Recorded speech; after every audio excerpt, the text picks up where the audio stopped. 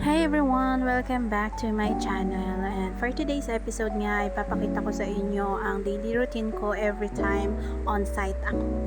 So usually 4 AM ako nagigising para mag-asikaso, and after kong maligo ay umakyat na ulit ako sa taas para mag-makeup. So it's just a quick makeup guys, then after nyan bumaba na rin ako agad dahil aalis kami ng 5 AM in the morning.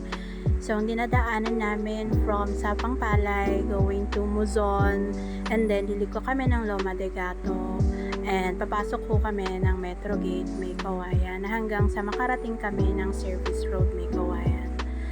So, from May Kawayan going to Valenzuela, it will take you 5 minutes kapag dito kayo dumaan sa Service Road na to. Tabi lang yan ng NLEX dyan sa Paso de Blas.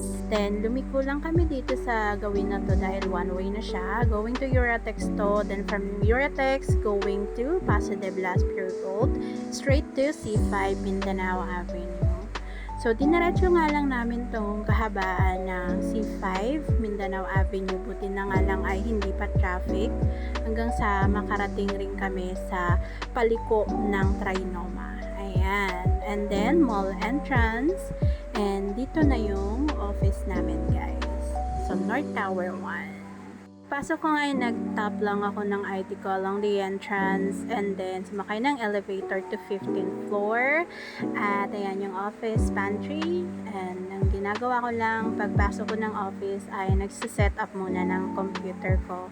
Kasi dual monitor po kami sa office namin.